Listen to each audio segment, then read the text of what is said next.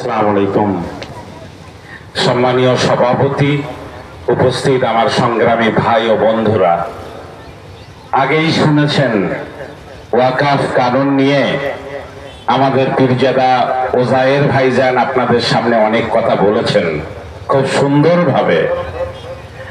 আমাদের দেশের যিনি প্রধান নির্বাচন কমিশনার হয়েছিলেন, মুখ্য নির্বাচন কমিশনার অফ ইন্ডিয়া, তাকে সাংবাদিকরা জিজ্ঞাসা করেছিলেন যে আপনিও ওয়াকাফ আইনের বিরুদ্ধে বলছেন, কিন্তু কেন?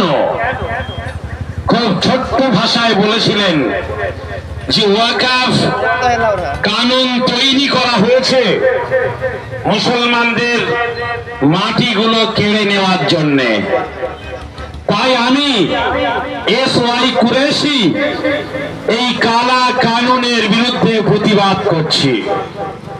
আমার আপনার মতো সাধারণ মানুষ নন, কিন্তু তার উপলব্ধি হয়েছে যে কালা কানুন যদি প্রত্যাহার করা না যায়, আজকে মসজিদের জায়গা কেড়ে নিচ্ছে, কবরস্থানের জায়গা কেড়ে নিচ্ছে, ঈদগার জায়গা কেড়ে নেওয়ার জন্য আইন এসেছে।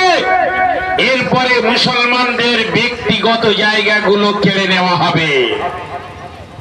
আমেরিকায় প্রেসিডেন্ট হওয়ার পরে ডোনাল্ড ট্রাম্প বলেছেন যে ফিলিস্তিনে মুসলমানরা থাকতে পারবে না, ওদের জন্য আমরা মিশরে কোথাও জায়গা করে দেব, আর ফিলিস্তিনের মুসলমানদের জায়গা ওটা ইসরায়েলের ইহুদিদেরকে দিয়ে দিতে হবে।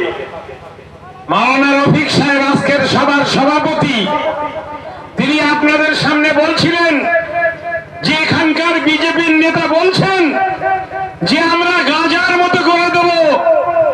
গাজায় যেমন মুসলমানরা থাকতে পারছে না, গাজার যেমন ইসরায়েল পুরো ভূখণ্ডটা ধূলিসাৎ করে দিয়েছে, আমরা মুসলমানদের কবরস্থান, মুসলমানদের সম্পত্তিগুলোকে গাজার মতো করে ধূলিসাৎ করে দেব।